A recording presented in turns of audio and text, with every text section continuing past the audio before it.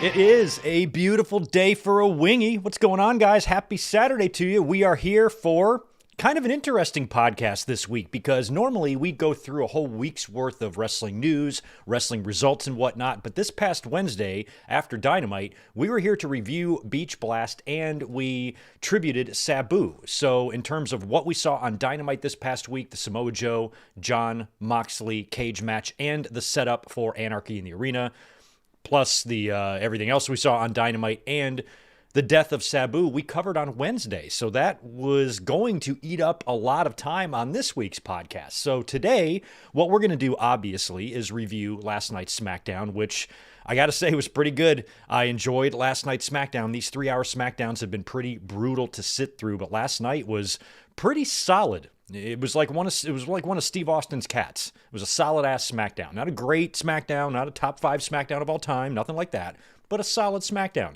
And when WWE can accomplish a solid SmackDown, when it's 3 hours, I view that as a win for wrestling fans. So last night was pretty good.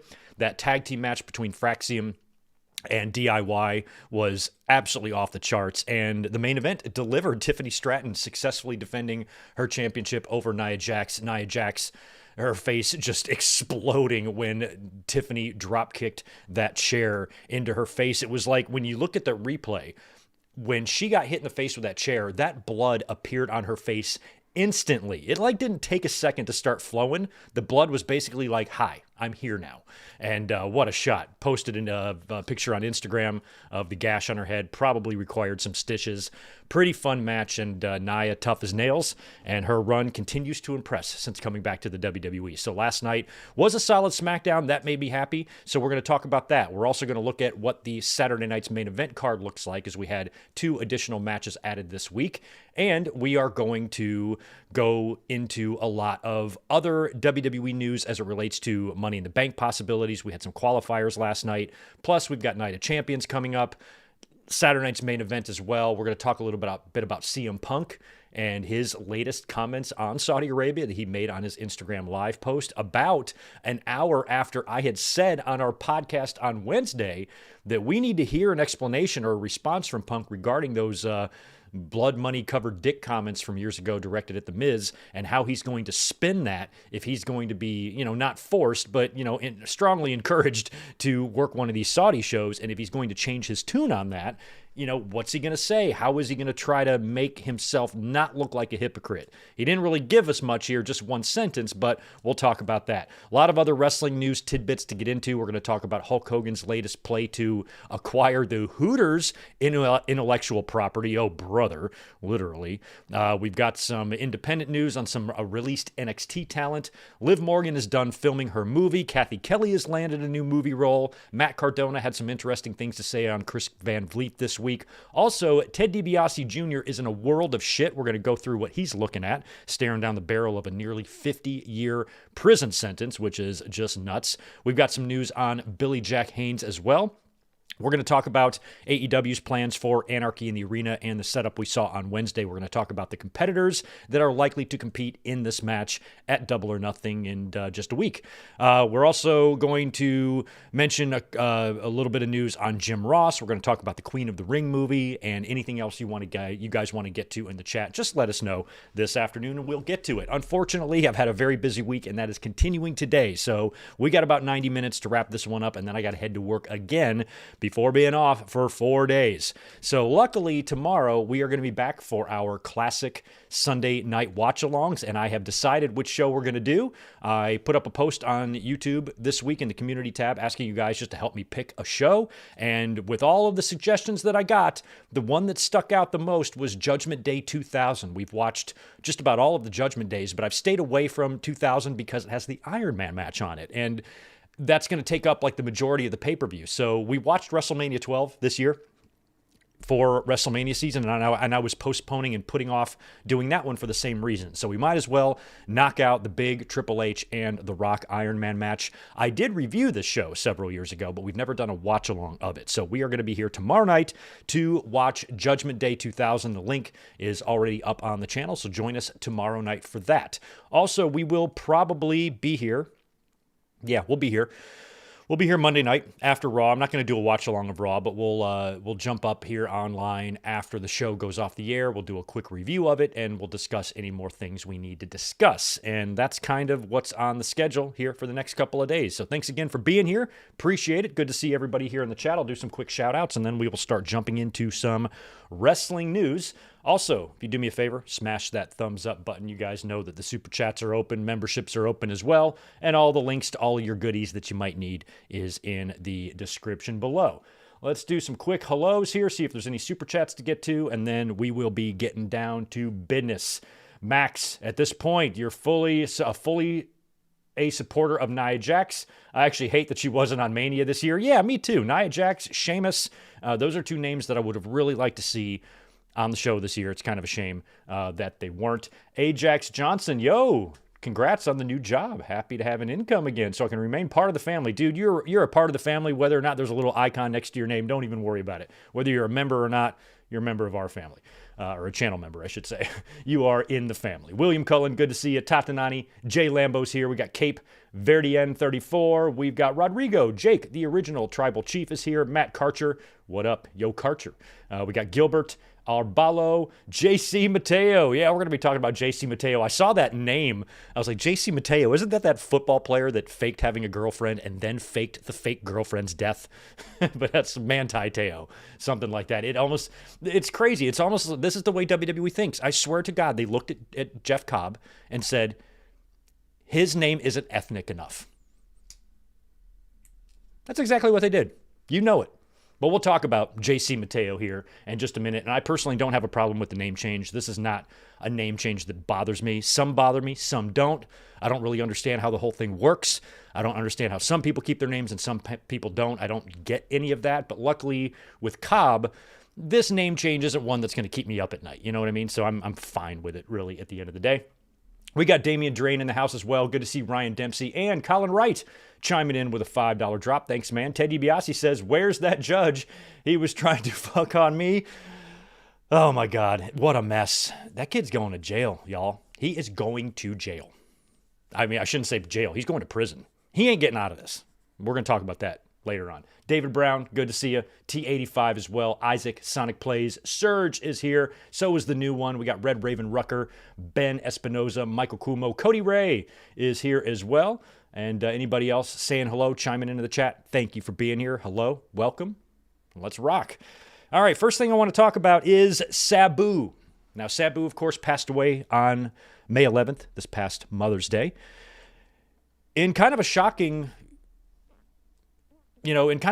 death because he was only 60. Now, Sabu was nuts. We know that. But 60, even for someone like Sabu, felt a little bit young, And so we discussed all of that. We talked about Sabu's career this past Wednesday. We talked about the circumstances of his death as well this past Wednesday, along with the controversy surrounding his final match with Joey Janela and GCW and all of that stuff. We did get some more info on Taz this week. There is a GoFundMe set up for Sabu. The link to this GoFundMe is in the description below. This is to cover, funeral costs and whatnot. And it looks like so far it's doing pretty well. They've raised about $50,000. Top donators so far are Scott D'Amore, who dropped nearly $16,000 on that GoFundMe. Chris Jericho dropped 5 G's. We had an anonymous donation of $10,000 and Ryan Barkin donating $2,000. And I believe Ryan Barkin is he's the heading up Pro Wrestling Tees, I believe. So the GoFundMe is doing well. That's good. A lot of people are saying that WWE and Paul Heyman should pay the funeral costs, and I agree, especially someone like Paul Heyman, who's, done very well now after his, his days of ECW. Although, Sabu is no saint either, as slimy as Paul Heyman could be, Sabu also had a history of no showing shows and just doing what Sabu wanted to do, but in terms of, the costs for something like this, it would really be a drop in the bucket for someone like WWE or for Paul Heyman to, pony up for this thing. But the GoFundMe is doing well, and it looks like he will raise what he needs to raise there, and that is good for the funeral services of Sabu. Now, One more tidbit about his death that I should talk about is that this week, RVD and Taz tributed Sabu on the One of a Kind RVD podcast on YouTube. And RVD viciously, or not viciously, but adamantly defended Joey Janela and GCW and, these narratives that some folks are pushing about they were instrumental in Sabu's death or they forced this kratom on him and all that stuff. And RVD shot it all down. He says that, he takes kratom every day. Sabu takes it every day. He even took some kratom right there live on stream. And apparently Ric Flair has his own brand of this shit. I've never even heard of this stuff. I guess you can pick it up at convenience stores or something. Buying drugs from a convenience store. I don't know what the fuck the world is coming to, but apparently this stuff is all natural, comes from a plant. You dry out the leaves, you grind it up, you put it in a pill, you can take it, and people use it and take it all the time. And Sabu does it. RVD does it. RVD says it's fine, it's safe, and I don't know if it's necessarily safe, but RVD is not blaming that on the death of Sabu, and people who are saying that are simple-minded thinkers, according to Rob Van Dam. So RVD doesn't seem to think that any of that had anything to do with Sabu's death 3 weeks later, and I agree. I don't think anything that Sabu did the night of the GCW show contributed to his death in any way. It was just, Sabu being Sabu, and Sabu's going to wrestle when he wants to wrestle. And RVD kind of reiterated a lot of that, and that's what you see from people who knew Sabu, people who worked closely with him, who knew him personally, who had his phone number, who have had a fucking conversation with him before. They are all saying the same things. Nobody is holding GCW or Joey Janela accountable for any of this. It's the fans that don't know jack dick about anything are the ones that are trying to call Joey Janela a murderer. So if you want to get any, unbiased opinions, about any of this stuff, just try to listen and hear the comments from actual wrestlers, not fans. That's my advice. But still, wrestling lost a huge chunk of its hardcore heart this week, and Sabu passing away, the wrestling world is still kind of reeling from that. And it was kind of ironic that this past week's Dark Side of the Ring episode was on the Sheik, the original Sheik, Sabu's uncle and mentor. And Sabu was a big part of that Dark Side of the Ring episode this past week. And, just when you're hearing Sabu speak and, when you see him on there, he's had his faculties about him. It's not like he was completely out of his mind or, the CTE is out of control on this guy or anything like that. He can still talk, tell stories well, had a lot of great things to say about his uncle and his upbringing and his career and all of that on Dark Side of the Ring. And just a few days later, hearing that he passed away was quite the shock. So all the best and condolences again out to Sabu's family, his friends, everybody he worked with. And I'm really happy that the GoFundMe is doing well. And like I said, the link to Sabu's GoFundMe is right down in the description if you would like to make a donation. Rest in peace to Sabu. All right, let's talk about this latest with CM Punk and Saudi Arabia. So there have been some Night of Champions teasers being released recently for Saudi Arabia later on in June. And the first one, the very last image that you saw was CM Punk giving a little wink. And I didn't know if that was WWE's way of having Punk wink, like, oh, here's Punk, but he's not going to be there. Or if he's in the teaser, that means he's going to be there. And so we talked a bit about this on Wednesday night. And I had said that night, I said, look, at some point, CM Punk is going to be asked publicly about his past comments on Saudi Arabia. Specifically, the tweet that he sent to The Miz, where he tells him to go suck a Saudi blood money covered dick or whatever, and called him a fucking dork, I believe. Now, Miz and CM Punk patched everything up a couple of years ago when Punk was still in AEW. He showed up at a Chicago WWE event. I think it was Raw or something, right? Showed up there, got backstage, talked to a few people, including The Miz, where I think that was the first thing Punk wanted to do. I think he had a plan that night. I'm going to go start to mend the fence with this company because I have a feeling I'm going to be back here.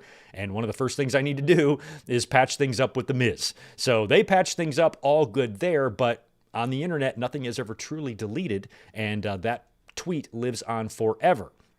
So like we talked about on Wednesday, I'm like, if Punk is going to be at Night of Champions, God, that's got to be awkward. And I don't know if the Saudi government is paying attention to CM Punk's tweets or not, but this is the same, the same family that will chop up a journalist, if they're writing negativity about them. So if I'm somebody that said something like that about that kingdom and then I go over there, I might be a little bit fearful for my life. Then they might kidnap me and chop me up. That's not going to happen, but, still, I would just feel odd about that. And we've always wondered when and if those comments would come back to bite CM Punk in the ass, even though Punk had every right to say those comments. I'm not a big fan of the Saudi Arabia deal, and for someone like Punk, who's a big advocate, especially for women's rights, I don't know morally where he stands here. So if he is going to have to go over there, hey, I work for WWE now. I'm a major part of their roster.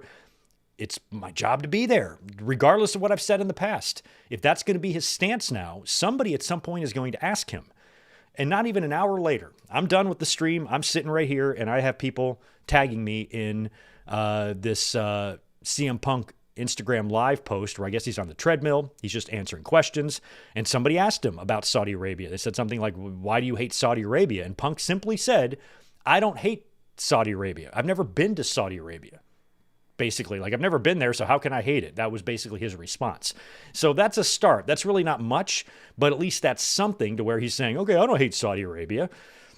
But at the next presser, at the next media scrum, these stupid, pointless, ridiculous press conferences that has got a bunch of wrestlers being asked questions by a bunch of fucking YouTubers, the next time they do something like this, somebody needs to ask specifically to Punk, do you regret tweeting to The Miz to suck a blood money-covered dick? When that question is finally asked to CM Punk, I was speculating and at least hoping that he better have some sort of a decent prepared response locked and loaded for that question whenever it comes up.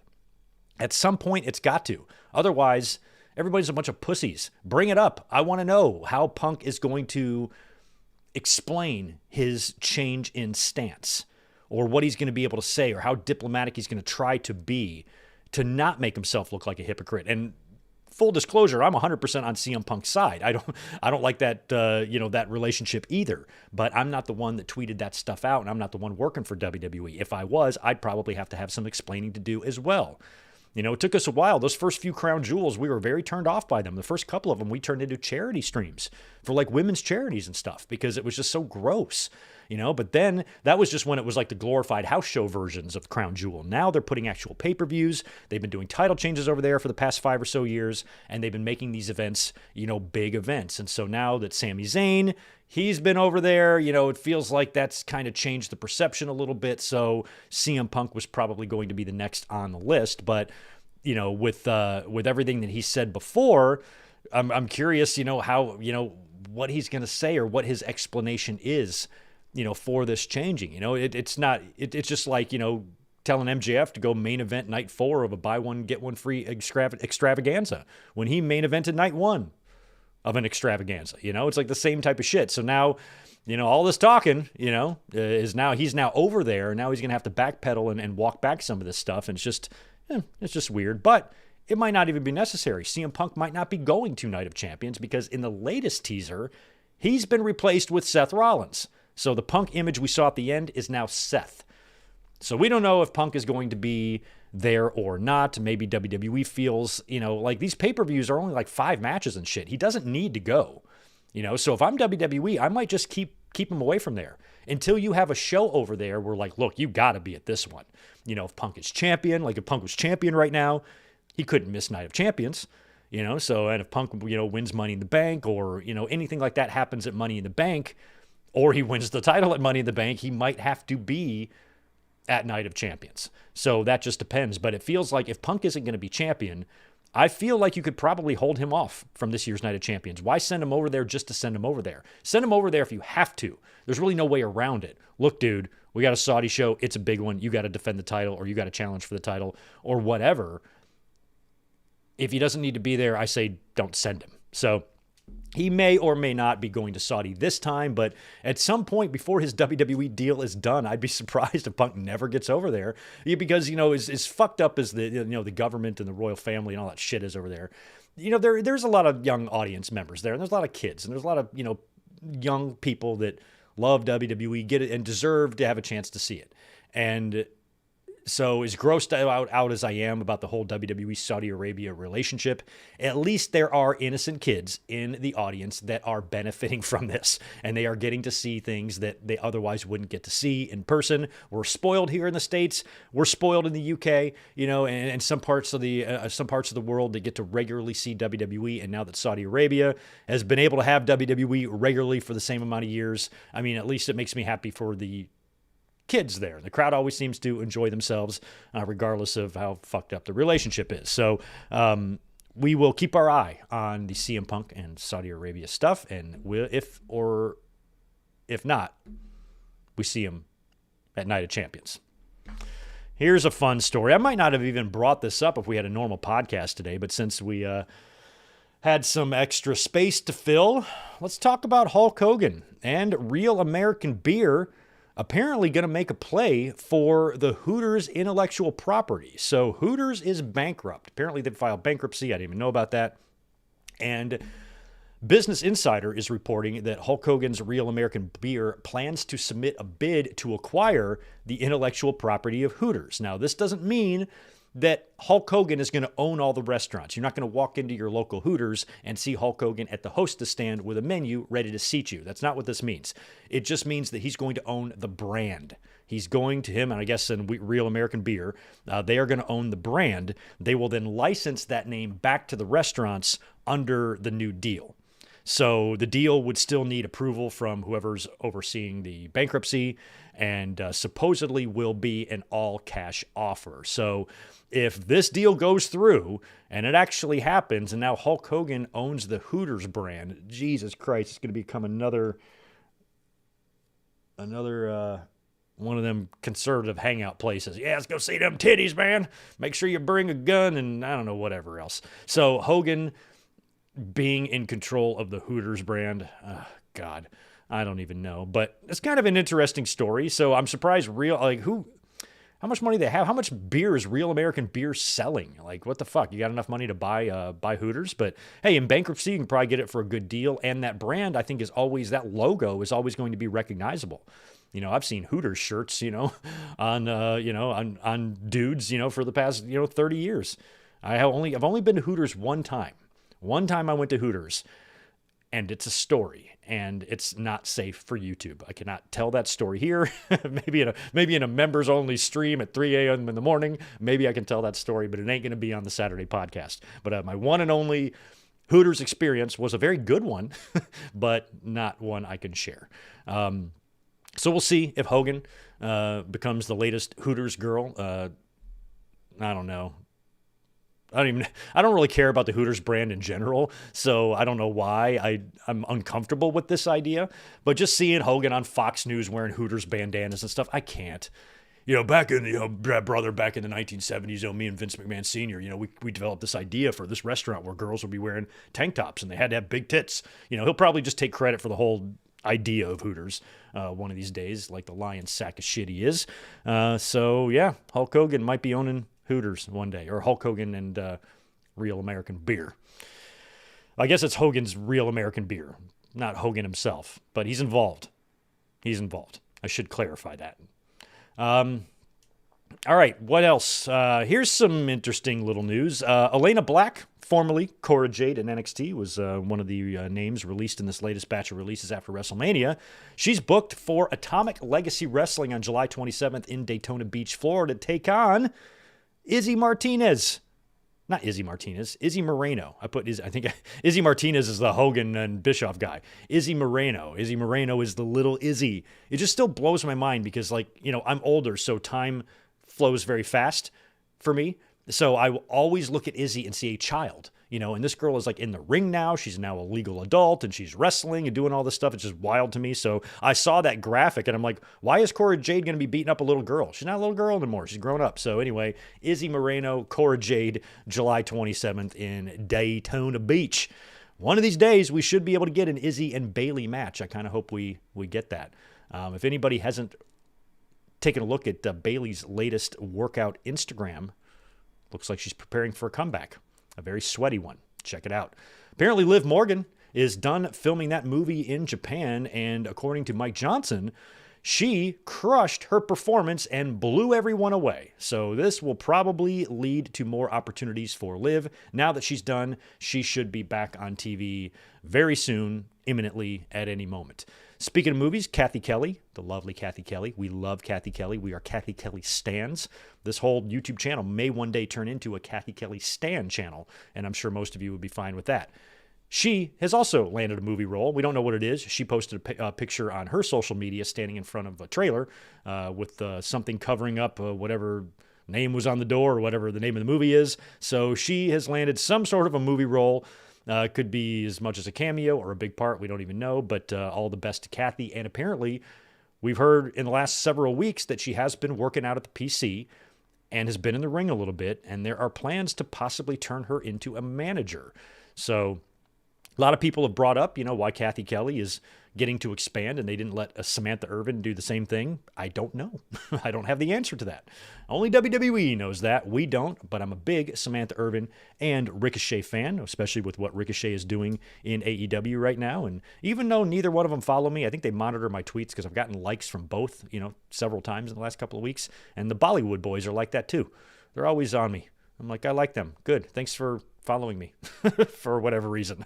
So random. But anyway, all the best to Kathy Kelly. I hope that leads to more opportunities for her. And I really hope that Liv Morgan, she didn't dazzle them too much because, when I look at Liv too, like the work she's done over the past year, I'm not surprised to read that she blew it away. That she blew everyone away. It's kind of phrasing there, blew everyone away. Dazzled them, impressed them, we should say. Impressed is probably a better word. But that doesn't surprise me. She just looks like someone who would just be a goddamn natural in front of a camera. This version of Liv, anyway. It really feels like, some wrestlers do that, male and female talents. Well, sometimes I will be so indifferent to them. And then all of a sudden, I just, I see, I'm like, holy shit. Where was this person all this time? And Liv Morgan is one of them. She's one of those wrestlers to where it's like I just kind of in the last year really started appreciating her. I felt like she was just, one of many like her before. Even when she won the championship before, what was she doing that stood out other than from other female talents? There just wasn't anything there. She's got a similar look to a lot of women. She's the same size as a lot of women. Moveset, ring work is, just mediocre or good at best. So what is really standing out? And this heel turn, everything that kind of happened there with Rhea Ripley and Dominic and this new attitude and how well she has embraced this character and her character development and character work on WWE TV alone has really shown me that, yeah, you put that chick in a movie, she might turn some heads. So hopefully we have not lost Liv Morgan. Hopefully she doesn't become Liv the Rock Johnson and takes off and we don't see her again for 9 years. But she apparently did very well in her first major movie role that I'm sure will lead to more. All right, let's talk about our friend Zack Ryder. Matt Cardona sat down with Chris Van Vliet this week. Does Chris Van Vliet... So when does Chris sleep? Chris eats, right? He eats, he sleeps. He doesn't just sit in a chair and talk to wrestlers. Do I have that right? Like he's not an android. You don't unplug him, nothing like that, right? He actually does other human things because he is sitting down with a wrestler every damn day. My God. Latest guest on his very great show. We love Chris. Chris is a friend. He's the best. Great person to have in the community. We need more Chris Van Vliets and less yelling and screaming nerds. Matt Cardona does not understand why WWE has not made him an offer yet. He seems very, very optimistic still, but also a little bit confused. If you want to watch the whole interview, you can go check it out. But that was the one thing that stood out when Chris asked him about going back to WWE, and Matt said that WWE has not made him an offer, despite the fact that he has reached out a couple of times. And we can tell, we knew that he's been trying to get back in the company really, really bad, especially that, Chelsea is there. And when Chelsea started kind of moving in the upward direction, I felt like he would have already been there by now. I was hoping we would have seen him at WrestleMania this past year. I was hoping we were going to see him at WrestleMania last year. And week by week, month by month, bit by bit, no Matt Cardona.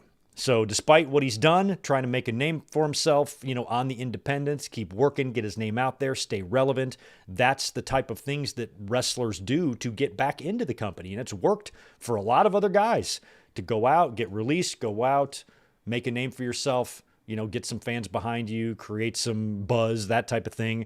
Have WWE take notice. Now they want you back. And he's done great. He's done some great, crazy matches, wrestled all sorts of different kinds of guys and all different kinds of styles of matches, including in extremely hardcore ones. And despite all of that, it has not earned him a phone call from WWE. So at this point, given his age and whatnot, I mean, we just had Jeff Cobb debuting in his 40s, last night. But I worry that Cardona, I feel like if they had interest in bringing him back, he would have already been there by now. So we'll see if WWE hears this interview. I don't know if Chelsea is lobbying for him either, or if WWE wants to maybe stay away from him so there wouldn't be a perception that he just got a job because of his wife. But since when does WWE care about perception? And Matt Cardona doesn't seem to care either, if that turned out to be the case. But he's also very, very positive about it. Hey, I'm just keep going, never give up. It's not over until you give up. So I can still get to WWE. That's the ultimate goal. I wish I would be there. I wish I was somewhere else, obviously. But he's still maintaining a positive and optimistic attitude, which is good. A lot of people were kind of shitting on him, and I saw, because it's okay to want to get a job with WWE. Obviously he does, but I don't understand why that should be a source of criticism. I still think Matt Cardona outside of WWE is still better off than any person at home criticizing him. So he wants back into the company. Obviously, there's a lot of people that want to go to WWE. So I don't think that's really weird. But, the fans are like, you'll never go back, or we'll never take you, or you suck, or whatever. He's maintaining a positive outlook despite all of that. In terms of whether or not I would want to see him in WWE, I think it would be cool to see him come back just to show up there, but I don't know, for him to sign a 3 or 5 year deal and then be involved in storylines until 2030. I don't know, what he could do in WWE that would really interest me, but I've said that about wrestlers before, and then they've gone to WWE and done really well. So for Matt's sake, I hope that he gets at least another shot there. If nothing else, to come in, maybe to NXT or make a couple of appearances, or, maybe not necessarily sign him to a contract, but bring him in and then see, if he gets any responses and then ink him up. I don't know. I have no idea. I don't know what Chelsea or Cody or anybody else who's close with him can do to help get him back in there. But that's where he wants to be. And right now, WWE is not even thinking of him, apparently, or not willing to bring him in for whatever reason they may have. But if they, like I said, if they did bring him in, I don't really know what he would do. But I had a hard time figuring out what they were going to do with Jeff Cobb, and then when they brought him in and just stuck him in the bloodline, I'm like, okay, he's just going to be Tama Tonga or Solo Sikoa, and that's going to be his ceiling, and that's not necessarily good either. So we'll see if WWE takes notice of this interview and maybe decides to bring Cardona in. We've had a couple of Royal Rumbles where we thought we would see him, and at this point, in terms of bringing him in as a surprise somewhere, I don't even really know where you would do that. Unless they want to bring him in. If they were to disband that Secret Hervis crap on Smackdown, maybe Matt and Chelsea could be a thing. But, we've seen that before too. We've seen Mike Bennett and Maria Kanellis, and look at what that did in WWE. So what's it going to be? Is it going to be Matt Green? Are they going to bring him out as Matt Green like they did with Mike Kanellis or whatever? So all the best to Matt Cardona. We like Matt Cardona on this channel. Let's talk about the $1 Million Man's son, Ted DiBiase Jr., currently in a world of shit. Now, Ted DiBiase Sr. was also kind of involved in this a little bit too, but DiBiase Jr. is the one really staring down the barrel of some serious charges. So DiBiase Jr. is set to stand trial in August of this year on multiple federal charges stemming from his role in the Mississippi welfare fraud scandal. This investigation is described as the largest public corruption case in the state's history. The charges are related to the scandal regarding misappropriation of funds from the Mississippi Energy Mississippi Emergency Food Assistance Program and the Temporary Assistance for Needy Families Program. DiBiase is charged with 1 count of conspiracy to commit wire fraud and theft concerning programs receiving federal funds, 6 counts of wire fraud, 2 counts of theft concerning programs receiving federal funds, and 4 counts of money laundering. The charges are related to the scandal regarding misappropriation of funds. Oh, I just said that. If convicted, DiBiase Jr. faces maximum penalty of 5 years for the charge of conspiracy, a max of 20 years for each wire fraud count, and a penalty of 10 years for each count of theft and each count of money laundering. So when you add that up, you're looking at close to 50 years in prison. And when you look at what he's charged with, these are not violent crimes. These are crimes with paper trails and signatures. This is wire fraud, theft, money laundering, and doing this with federal funds. And, stealing from the government is crazy enough. And then when you add that it's for like needy families and it's an emergency assistance fund, Brett Favre was, I don't know if this is the same one. I think Brett Favre might be involved. Brett Favre stole from needy families too, down there in Mississippi. So taking federal funds that are supposed to be for the needy, to buy houses, to buy boats, to buy cars. I don't have it written down here, but when I was reading through the very, very long lawsuit, there were dollar figure amounts here. There were wire transfers upwards of $400,000, $700,000, millions of dollars here, being transferred and fucked with. And these are federal funds that you are foolishly taking. These dumb fucking hillbillies thinking that they can steal from the government. Are you kidding me? If the government dropped a penny, I wouldn't fucking pick it up. Jesus Christ, that is not something you want to mess with. They do not play games with those penalties. And look at the amount of prison time. There are people who have killed and raped people who will be out of prison before Ted DiBiase for this type of stuff. It's nuts. So, without knowing witnesses and what the trial is going to consist of, and the evidence that the prosecution has and whatnot, just based on the charges, you're not going to charge someone with a wire fraud unless you got some evidence of that, and all this stuff. So this is, Ted DiBiase Jr. apparently has maintained his innocence the whole time. And of course, Ted DiBiase Sr. was, involved in the church ever since, he cheated on his wife, fucked his life up, and of course then fell back on God. And so, they're all very religious down there, stealing from the needy while, believing in God at the same time. It's the way they all are. And when DiBiase is approached for comment, all he says is, God loves you. Thank you very much. God loves you. So he's going to jail. He's going to go to jail, and he's probably going to be there preaching the gospel to other inmates. That's going to be his future. So I just think it's so fucking rich. I mean, it's like Joel Osteen stuff, He's got all of these people completely fucking fooled and brainwashed, taking their money, preaching all this stuff, being a man of God while having 6 fucking planes and voting, for, Republican presidents who do nothing but take away from the people who need it the most. It's just hypocritical. So, every time DiBiase says God loves you, I'm like, fuck the fuck off, you thieving fuck.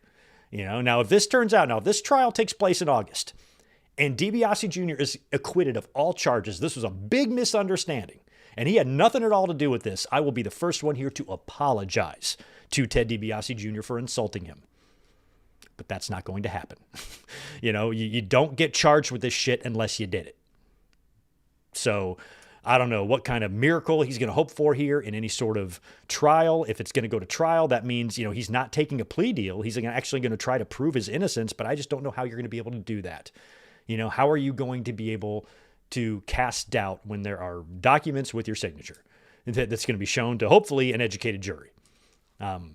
He going to jail. He going to jail. Speaking of people in jail, here's somebody who's getting out of jail. Recently, a couple weeks ago, Dark Side of the Ring aired their Billy Jack Haynes episode where they interviewed him from prison. He's currently in there right now, awaiting trial for the murder of his wife.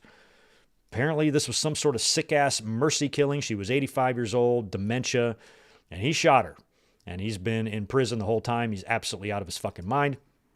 And apparently that's what a Multnomah County judge on Wednesday ordered Billy Jack Haynes to be sent to the Oregon State Hospital, ruling that he is unfit to assist in his own defense.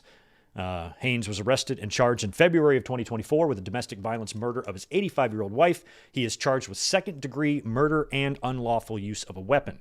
A certified evaluator assessed Hayes' behavior and considered stipulations from both the defense and prosecutors, all of which indicated that he is unfit. Court records stated another hearing on Haynes' fitness will be held May 20th. He has waived his right to a hearing twice in April and May of 2024. His trial is currently set for 2025. This is in doubt, as court records say he could be committed to the Oregon State Hospital anywhere from 1 to 3 years. And this story is courtesy of Jeremy Lambert at Fightful. So the fact that he's only going to spend a couple of years, I thought, if you were going to bypass prison, bypass a murder charge because you're unfit, you should be in there forever then, but apparently he could just be sent to a psychiatric hospital for just 1 to 3 years and then be let out to be crazy again. I don't know about that. So anyway, it looks like he's not going to face the music for the murder charge. He's not going to be put behind bars.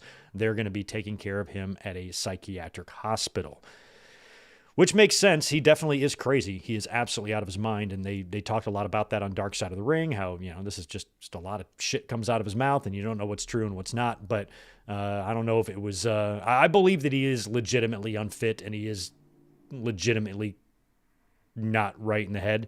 I don't think this is some ploy to try to get out of doing jail time, pretend you're crazy. I think he's really actually crazy.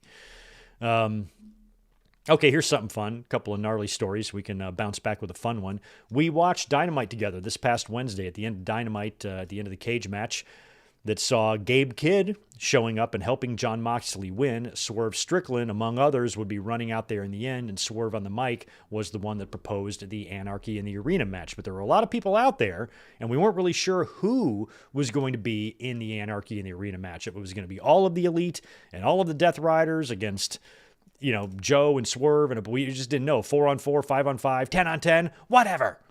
Shout out to Jim Neidhart. But Fightful Select has got an update about this. There were many wondering, and I quote, there were many wondering who are slated for the actual Anarchy in the Arena match. So were we. So we asked within the company. It was intimated to us that Speedball, Mike Bailey, and Kazuchika Okada are slated for a Continental Championship match, although it was noted that this isn't unrealistic to think that they might make cameos later in the evening. So for Double or Nothing, they might be going Bailey and Okada, which means they wouldn't be involved, or Okada at least wouldn't be involved in the Anarchy in the Arena. For the match itself, Fightful was told to expect Swerve Strickland, Willow Nightingale, Kenny Omega, Samoa Joe, and Powerhouse Hobbs versus the Young Bucks, Jon Moxley, Gabe Kidd, and Marina Shafir. It was noted that Shibata and Claudio could be added to the respective sides as well. Also, Hook and Wheeler Yuta weren't mentioned, but there's nothing keeping them from being involved if they're available. So Anarchy in the Arena looks like it's got his core competitors now. It would suck, I think, if Claudio just sat it out. Why wouldn't he be involved in this? So I think if you're going to have 2 of the 3 ops, you got to have the third op. So why would you just if it's Anarchy in the Arena, why would you limit it to just 5 competitors? Make it 6-on-6. Throw Shibata and Claudio in there and just have a fucking party. If it's not them, you got to think that they're going to be around and out there. But, in a match that's so... has no rules like Anarchy in the Arena, how could you even stop them from being there? So why not just put them in the match? So maybe we'll get that all officially this week on Dynamite. That's very likely. But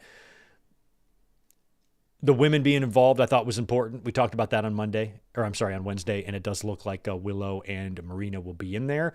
And now Gabe Kidd, being a part of that too is really interesting, although I don't think a lot of fans were too happy about him being associated with the Death Riders, because that angle is an angle that a lot of fans are kind of growing tired of. So if you're going to bring Gabe Kidd in, I think they were hoping for something better for him.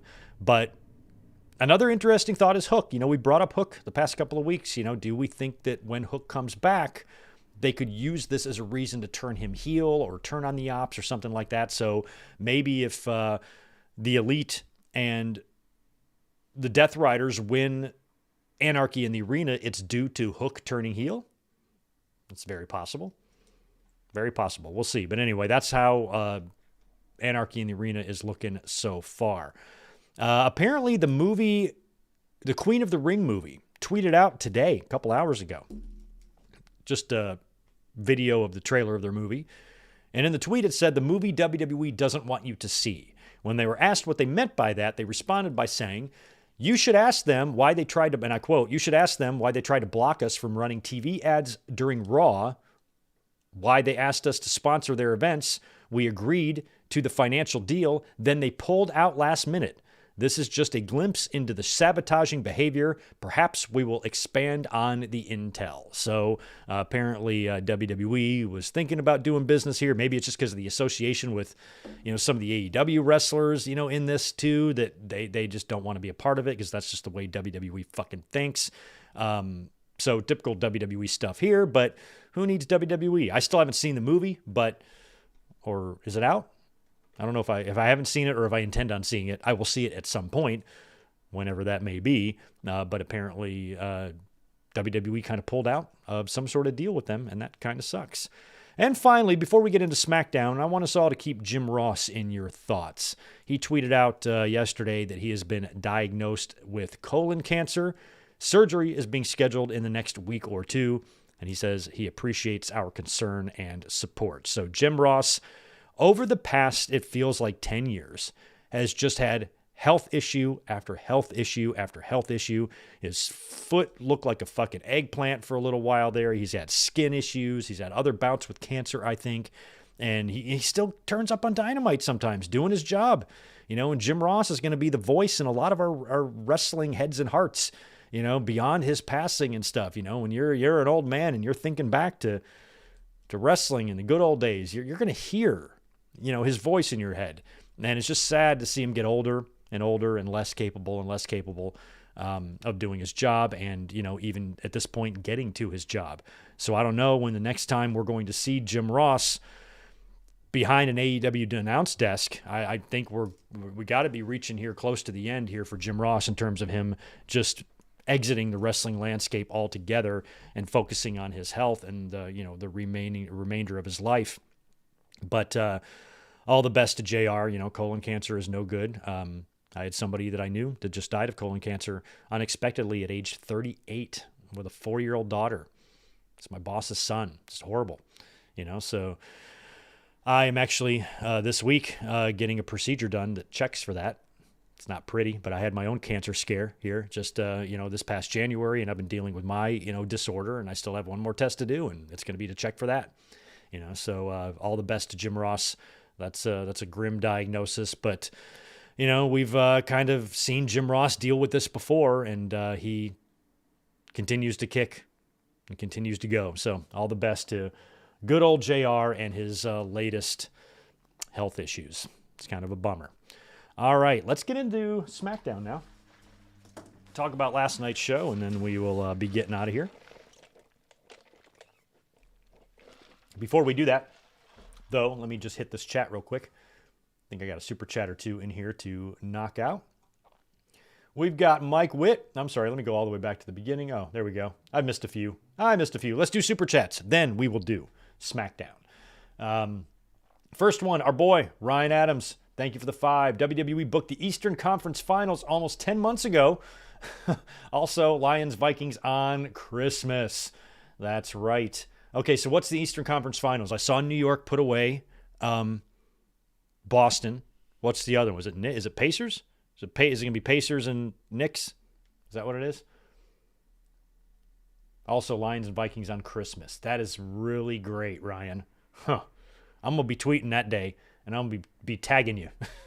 Tagging you when we were whooping your ass. All right, let's see. Ryan's got 5 more. We will see how Punk handles it next year with the Rumble over there. Oh, is the Rumble really over there? Is that confirmed? Have I forgotten that already? Have I forgotten that Rumble has been announced for Saudi Arabia, or is that just something that's been talked about and it's not official? I can't remember. I don't want the Rumble to be there. The new one, appreciate the 5 from you, man. Does it involve boobs getting drunk or someone getting shot? Yes, no. Nobody got shot. That would be a bad story. This is actually a good story. Yo, Cape Verdean. Tornado warning. Be safe wherever you are. Rodrigo, thank you for the $2. Imagine Chris Van Vliet interview Jim Cornette one day. Yeah, I could see that.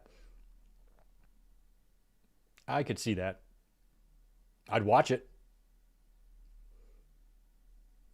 Yo, Mike Witt, what's up, man? Yeah, I talked about the watch along earlier. We're going to be watching Judgment Day 2000. And it's going to be the big Rock and Triple H Iron Man match. This one right here. We're going to be watching this. Judgment Day 2000. That's just what I decided to go with for the thumbnail because I thought it looked funny. We're going to be watching that tomorrow night and finally getting around to watching that Iron Man match. Zane G, good to see you, man. Hope all is well with you too, my friend. John, good to see you. I like your channel icon. That looks cool. Michael Cuomo, Billy Jerk Haynes is just not a nickname. Bobby the Brain Heenan gave it to him, yeah. Billy Jerk. That he was only in the company for like 2 years, but I remember him so well in '87, especially that feud with Hercules and the match that basically set up the WrestleMania 3 match. I remember watching that on TV, and they had the thing with the full Nelson, and just Billy Jack came out there in the hat, and he's got that greased up Jack body, and like as a kid, I'm looking at Hercules, who to me is already a monster, and like Billy Jack, and even as an adult, that would be a hell of a shoot, wouldn't it? I would like to know who would win in a shoot between Billy Jack Haynes and Hercules, because those are two legit tough bastards. I don't know what their personal relationship was, because they were, Hercules was, prior to WWE was more like, down in the South, Louisiana area and shit like that. And Billy Jack was up in the Pacific Northwest. So they were separated, but, they came together in WWE. And I always wondered, as a kid, that feud always kind of fascinated me a little bit. Some of those feuds just... back in the 80s had that effect on me. Valentine and Tito was like that. And I was so little back then. It was one that just really sticks out. Another one is Andre the Giant and Kamala, and Billy Jack and Hercules. There's something about them that, like, I don't know if it like frightened me or what the feelings it gave me as a kid, but it still sticks with me to this day. And Bobby Heenan back in those days was calling him Billy Jerk. Mike Witt's got $10 for us. Thanks, dude. Oh, I lost it. I know it hasn't been that long since they came in, but should I be worried about the Lucha Brothers? Nah.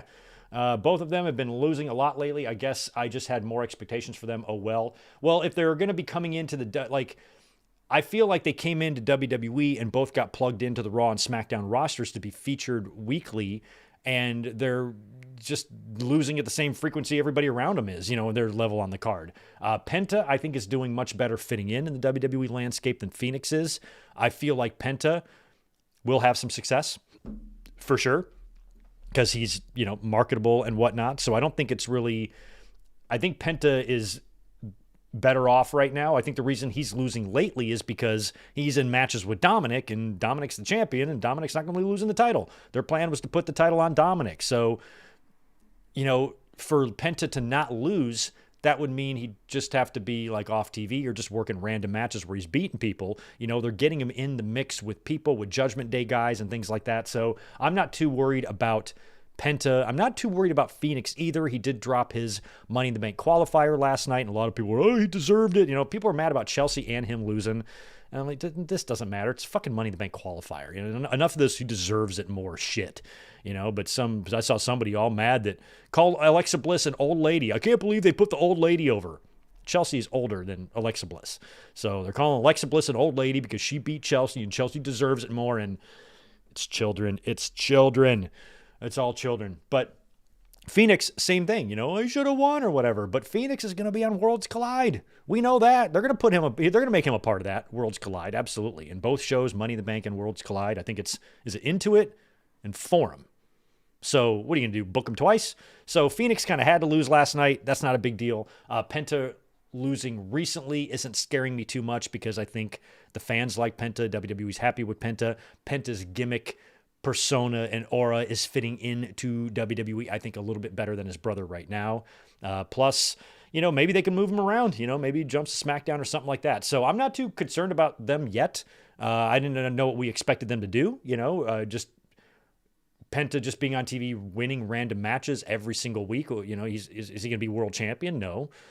So I don't know what else we would really want from him. So I think there's a difference between, losing a lot and WWE not caring about you. And I don't think that's the deal with Penta. He's involved in top storylines on Raw.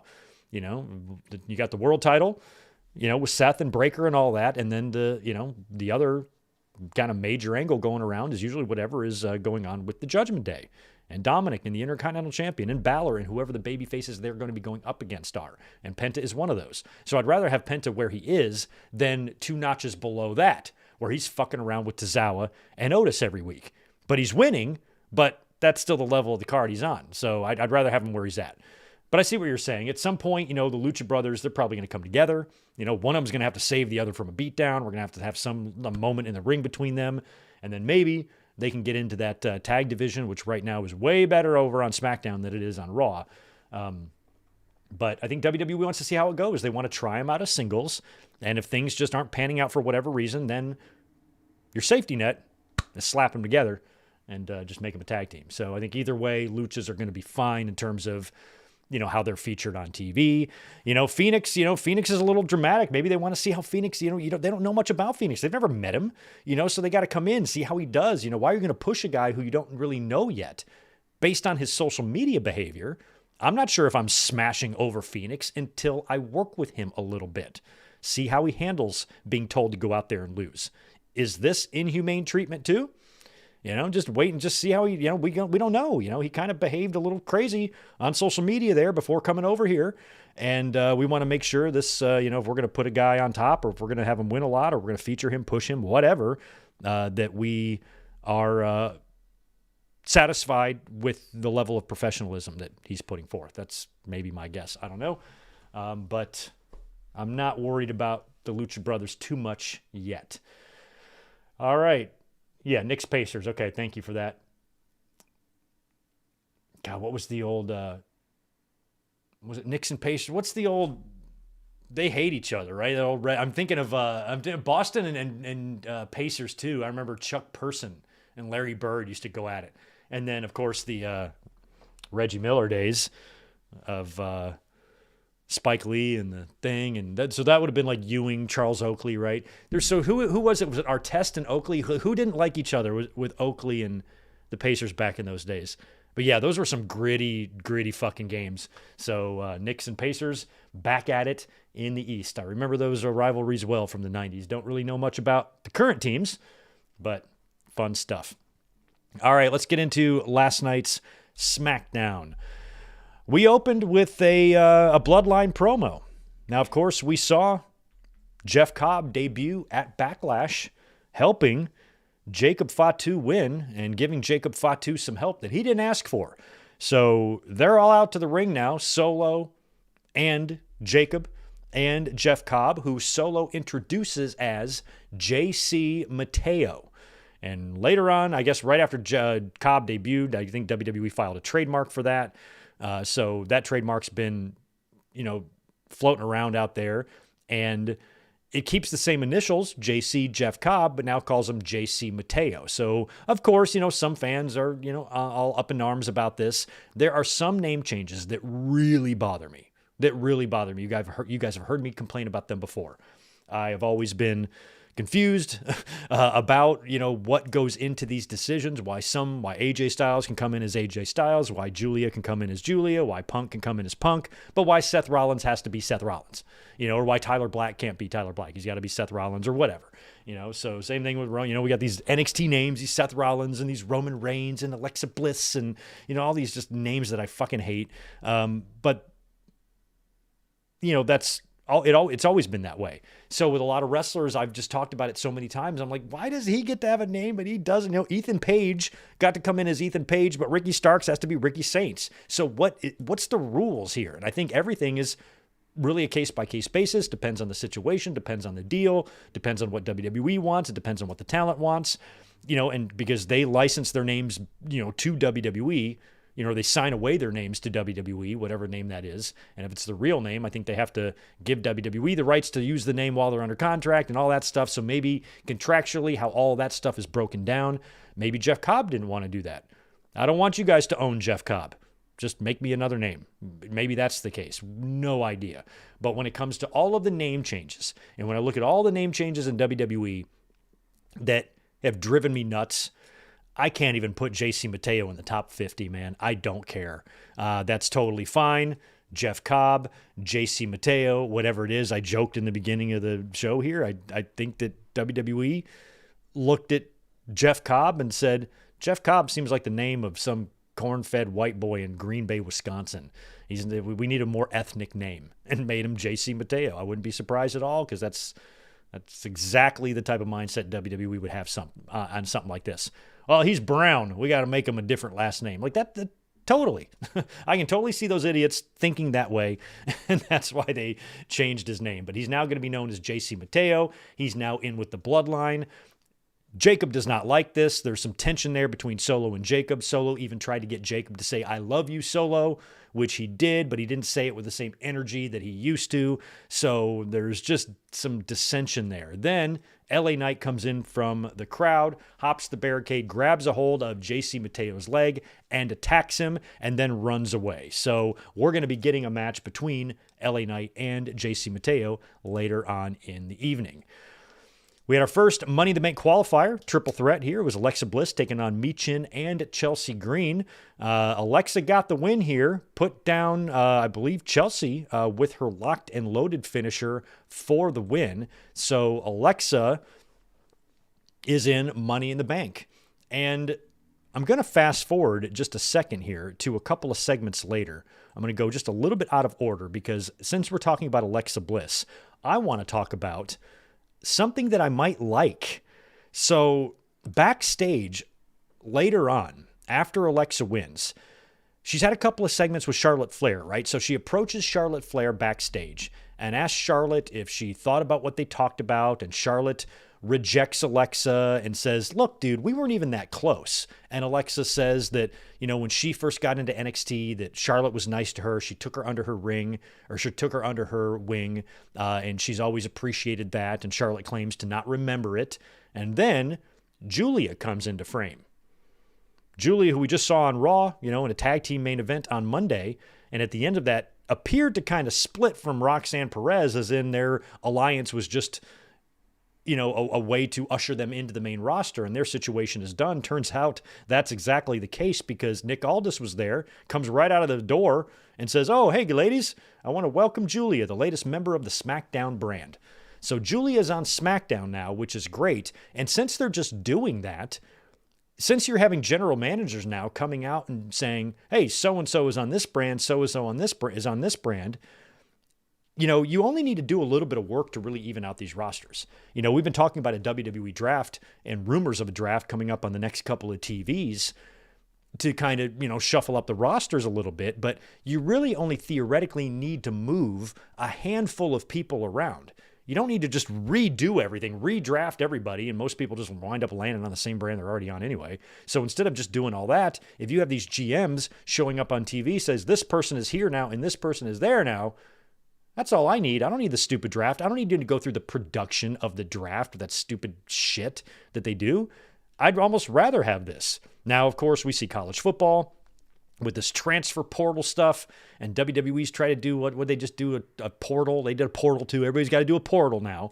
So maybe you change the draft to this portal nonsense, and where you have a little window of time a couple of times a year where deals can be made. We have seen some trades, right, recently. Some people have just kind of been moved around. You do have 2 GMs in place. So instead of doing drafts, whenever you want to fix your roster, move people around, instead of doing a draft, just have the GMs come together, work out a deal, work out a trade, or create some other silly little, instead of a draft, do a portal. Gotta do the portal. So just do that, and you can get people where you need them to be. And we don't know is SmackDown going back to 2 hours or not? We've been hearing that. So if they're going back to 2 hours, doing some things here or there, if you just have Adam Pearce and Nick Aldis each individually make a couple of moves, that might essentially be all you need. That might be all you need to do. Move some people around. Another name, LA Knight. He's got a Money in the Bank qualifier match next week. Whether he wins or loses that, I guess it doesn't matter. I think that a move to Raw for him would be great. There's a lot of people you can move around or swap and really spice things up, and you might not even need a draft. So I don't know in WWE's rules why Aldis was just able to say, hey, Julia's here now. Like, would Adam Pearce not want to make a play for her? Or like, what went into that decision? Why is she there? Nick Aldis told us, but he didn't tell us why. How did she get there? Why didn't Charlotte be like, how is she over here? She was on Raw on Monday. How is she all of a sudden on the brand now? How did you pull that off? I want to hear how he pulled it off. I want to hear how they explain it in storyline that Aldis was able to make that deal. So if you just do that, I really don't care about having a whole show, centered around moving talent from a red show to a blue fucking show. I don't need that. If you just do it this way, it's a lot easier and simpler. So maybe that's what they're going to do. But anyway, back to Alexa and Charlotte. We've been talking about Charlotte, and ever since WrestleMania, or ever since she came back, and she walked out in that ring dressed like a fucking banana, and she tried to babyface herself, and the crowd shat on her face.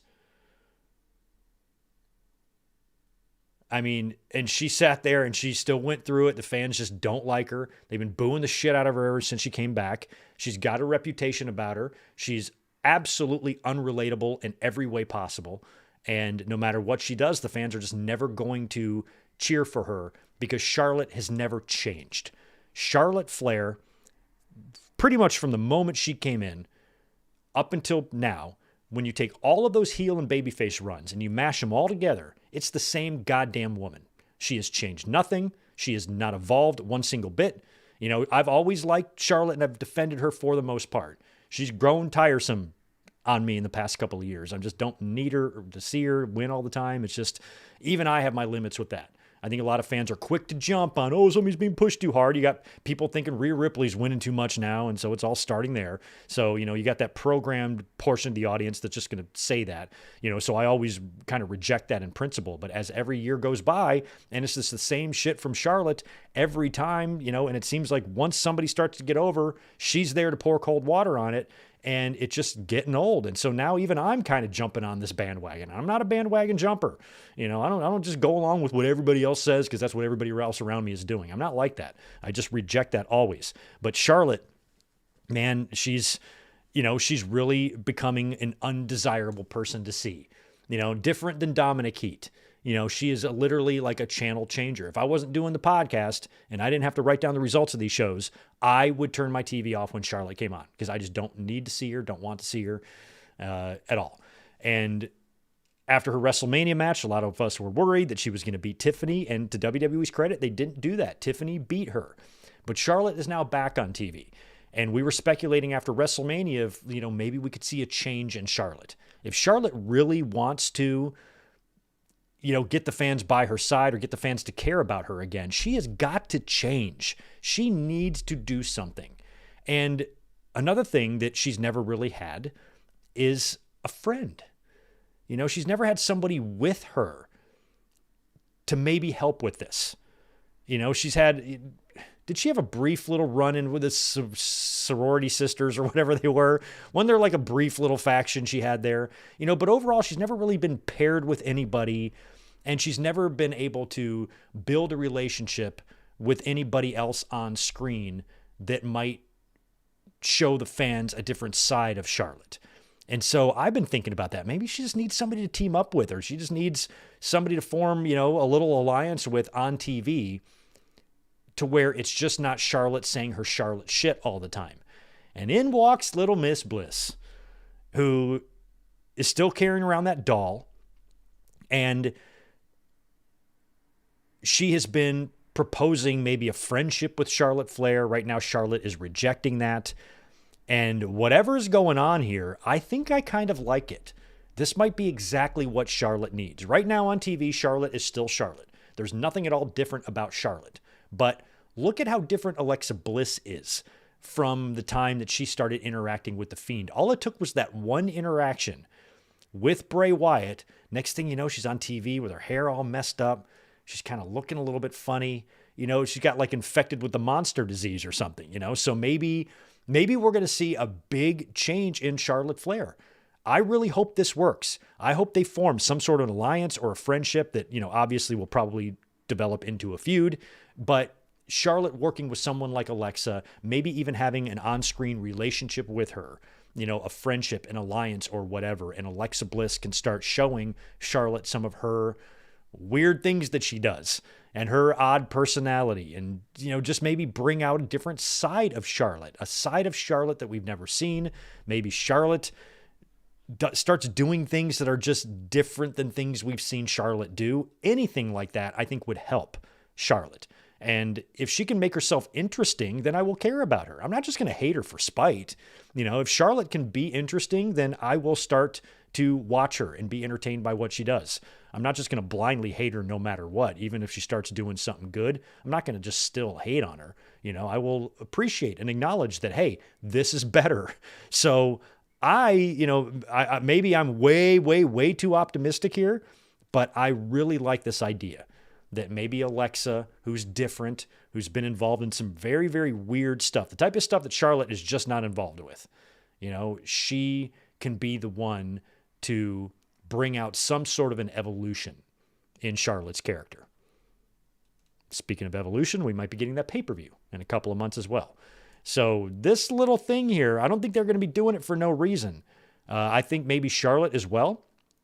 I would hope that Ashley Flair isn't that fucking stupid to where she's not hearing these criticisms and not hearing what the fans are saying and the specifics about what they're saying, like her not being relatable, her being the same goddamn character for the past 10 years, changing nothing, whether you're a heel or your face, you say the same things, you behave the same way, you act the same way, wear the same shit, talk the same way.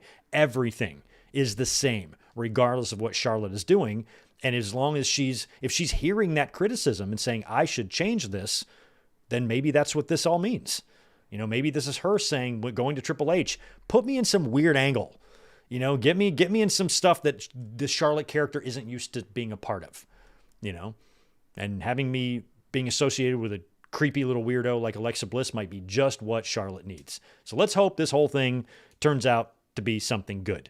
And Alexa, she's qualified now for Money in the Bank. I'm wondering if Charlotte will qualify as well, and they're going to be in the match together. And I don't know. I still think that's Naomi's match to win. It better be Naomi. Holy crap. What a tag match. Fraxium versus DIY last night. That was so good. You look at the Raw tag team scene. You got War Raiders and New Day. You just want to, and like this is just, my God. I love Nathan Frazier. My God, the dude is ridiculous. They both are. But Fraxium got the win over DIY in just a tremendous tag team match. DIY, of course, it was kind of a roll-up situation, I think, on Gargano. So, of course, he attacks immediately after the match. Gargano and Ciampa beaten down. Fraxium when the Motor City Machine Guns came out to make the save. Backstage, Fraxium is elated, especially Nathan. And they're approached by the Street Profits. And the Profits inform them that they're getting a tag team title shot next week. So Fraxium, 3-0, 4-0, something like that on TV. That'll all end next week, and that match should be good. I don't think they're going to win the titles. That would surprise me if they did. But Street Profits and Fraxium next week for the belts. We also had a sit-down interview with R-Truth last night with Wade Barrett. And R-Truth says he still loves John Cena despite the attack and despite what John Cena did to him. And he said that man at the presser, that was not Cena. That was not the man I knew. Cena would never say these things. And he says that if he has to beat Cena back to his senses, he will do it.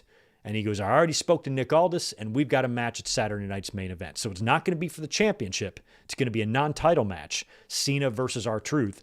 And, we've been talking about Cena potentially having that redemption arc near the end of the year. And when there's been a couple of moments on TV where you actually have seen a little bit of doubt or maybe uncertainty or even remorse or conflict behind Cena's eyes. And maybe as crazy as R-Truth's character is, wouldn't it be funny if he's the one that, has been saying it all along? That is not him. Maybe they do some big reveal where the reason we haven't seen The Rock is because this is some blackmail situation, and The Rock is blackmailing Cena into doing this, and Cena's got no choice for whatever reason, the blackmail may be, or whatever Rock is holding over his head. And so when you've seen Cena, kind of struggle with, whether or not this is worth it. Our truth can see it. Our truth believes in Cena, and our truth knows that his childhood hero would never do these things. So the fact that he is doing these things, something's got to be up. And if John Cena, by the time he retires, if he rides off into the sunset as this glorious babyface good guy, and it was our truth, it was the one telling us all along, no, man, something's up. Something's up with him. This is not Cena. So Cena might be telling the fans that he hates us, but he doesn't mean it, man. He don't mean it. And our truth might be right. Our truth's going to get killed at Saturday night's main event. But he might be right. We'll see. Especially if Cena does kind of go back to the good guy side near the end of the year. Aleister Black took on Carmelo Hayes last night. About as typical of an annoying WWE DQ finish as you can have. Match goes a couple minutes. Miz in from behind. Nails Black. Referee calls for the bell. Miz then eats a black mass. But then Carmelo winds up hitting his nothing but net onto Black after the match. So we're probably going to get one more match or a handicap coming up soon between Aleister and Hayes and Miz. Drew McIntyre cut a promo, just kind of hyping up and talking about his steel cage match with Damian Priest at Saturday night's main event. And that's going to be a good one. I kind of feel like Priest is going to get the win here in this cage match over McIntyre. It's a cage, so you can probably do something to protect him, especially if it's an escape the cage rule. This is a good way to give Priest a win back while not pinning Drew McIntyre. So I feel like Priest will probably get the win there, but a pretty good promo by Drew McIntyre. And, McIntyre's another guy that, I wouldn't mind seeing holding the Money in the Bank briefcase. Speaking of which, we had our men's triple threat qualifier. Solo Sikoa defeated Jimmy Uso and Rey Fenix to qualify for the Money in the Bank. It was a Samoan spike to Phoenix for the win. A lot of fans were mad that Phoenix didn't win. Oh, he came to WWE and look, he's getting beat, without realizing that he's probably going to be booked for that Worlds Collide show, which is the same weekend as Money in the Bank. It's going to be NXT and some AAA people and whatnot. So Phoenix is probably going to be set for that. Wouldn't be at Money in the Bank. Although Phoenix in a ladder match is a fun idea, so that does suck there. I kind of wish he would have made it just I'd rather have Phoenix in there than Solo. But in terms of Phoenix losing, I don't think he was really done wrong there. I just think the reason he lost is because he's going to be working Worlds Collide. Not a big deal. Then we got that JC Mateo and LA Knight match I talked about earlier. JC Mateo wrestled in street clothes, so we didn't even get to see Cobb in his normal stuff here. He was wrestling in black pants and a shirt. He won the match. He beat LA Knight, but he didn't do anything to really get him over. It wasn't like debuting some monster. Oh my God, he put down LA Knight. He had his cool little power slam thing, but he wasn't doing a whole lot of the cool stuff Jeff Cobb can do, and the fans didn't sound like they cared. This is the guy's first match in the company, and already he's just getting no responses, and I think this was maybe a poor way to bring him in. But he did win, so we'll see, but it just felt like the match was slow and the crowd didn't care. So hopefully things will get better for JC Mateo, and he will have more matches where he's not wrestling in shirt and pants. And like I said, the main event, what a banger. Tiffany Stratton defending her championship against Nia Jax. This was so good. Two specific near falls in this match were great. The first one was the prettiest moonsault because Naomi came out with a chair. So she's running out there with a chair to try to interfere. But then Jade Cargill comes out to neutralize her. So once all that goes down, Tiffany is able to hit Nia Jax with the prettiest moonsault ever, and Nia kicks out. First person to kick out. Joe Tessitore lost his fucking pants over it. And nobody's ever kicked out of that. Big deal. And then later on, Nia Jax hits Tiffany with the Annihilator. Ref goes 1-2, and Tiffany just reaches up and grabs the rope. Nick of time. So those two near falls, both of which I think the fans thought it was over. That was pretty cool. And the finish was just unbelievable. After Tiffany grabs the ropes and saves herself from the 3 count, Nia Jax goes out to the ring to grab a steel chair. She comes in the ring. As she's getting in the ring, Tiffany comes in with a running drop kick and drop kicks the chair right into Nia Jax's face. And when it hit her face, you saw her entire face covered with blood instantly. It didn't even take a minute to flow. It's like the blood is here. Bam. crimson mask right on her face. And you could see Tiffany like kind of looked at her like, oh shit, now I got to hit a moonsault on this girl. And she went up, hit the moonsault, pinned Nia Jax for the win. Banger of a main event. Such a happy accident. You know, it might have cost a couple stitches, but it really, really added to the ending of the match. Nia Jax took it like a champ, posted a picture on social media after the match backstage of a nasty gash. Even Tiffany said, I did that or whatever. So it looks like Nia is handling this fine. I don't think there's any heat on Tiffany, and I don't think Nia Jax is upset with Tiffany. This is all part of it. You know, this is one, you know, probably injury that Nia was probably, hell yeah, fucking added to the match. And it really, you know, solidifies her as somebody that's just really had a good run. She was getting a lot of props from her peers in that IG post about her toughness and the banger match that she had. So, you know, it's kind of, it might have been a shot to the face that was worth it, you know, in the long run. So all the props in the world to Tiffany and Nia Jax. Really great main event this week. And that means Raw and SmackDown both had women's main event matches, right? Right? That's kind of cool. Here's what we got for Saturday night's main event. Jay Uso defending his World Heavyweight title against Logan Paul. We have Drew McIntyre taking on Damian Priest inside of a steel cage. We've got Cena taking on R-Truth. That's a non-title match. And we have the big tag, Sami Zayn, CM Punk versus Seth Rollins and Braun Breaker. Here's what we have on tap for Collision Beach Break tonight. Now, this was taped on Wednesday. We've got Powerhouse Hobbs taking on Wheeler Yuta. We've got Big Bill and Brian Keith taking on the Gates of Agony. I'm on their Twitter page right now. We've got Anna Jay and Megan Bain one-on-one. Also, Dustin and Sammy are taking on Crew. The winners of this match will face the Hurt Syndicate for the AEW tag titles at some point. We also have Blake Christian taking on Speedball Mike Bailey. We have Bandito, Brody King, and Tomohiro Ishii taking on the Callis family. And we have a Steve Mongo McMichael tribute that apparently is going to be narrated by the Nature Boy Ric Flair. So that's what's on tap for Collision. If you watch the show tonight, I hope you enjoy it. It goes live in about an hour. And I got to get out of here because I got to go to work now. So this is my last day for a few days. I'm going to go bust one out tonight, and then I will be off for the next several days. We're going to be here tomorrow for the watch-along. We will be here Monday for the Raw review as well, and you'll be seeing a lot of me in the next couple of days. Let me knock out this super chat from Mike. Thanks, dude, for 5 more. I can see it now. Swerve challenges the Bucks to a tag match against him and a mystery partner, and the partner is a returning Eddie Kingston. That could be cool, but I kind of want to see Swerve and Hangman team up. Eddie showing up in Anarchy would be what I would like to see. Just running out there with the fucking gas can. Oh, my God. That would be the best. I think we might see Eddie at Anarchy. But Swerve, you know, when that match with the Bucks happens, it's got to be Hangman, especially if Ospreay wins at Double or Nothing. Maybe if Hangman wins, I like your idea, Mike, but if Ospreay wins, I want to see Swerve and Hangman take on the Bucks. That would be fun. All right, guys, that is it for me. I've got to get out of here. Thank you for hanging out with me on this kind of short 90-minute podcast today, but I'm glad we got that done. Talked about Smackdown, talked about some wrestling news, and we're going to be here tomorrow night to kick back with some cold ones, watch some classic wrestling, and then we'll be back to podcasting again on Monday night after Raw. You guys have a great rest of your Saturday, and I'll be catching you soon. Peace.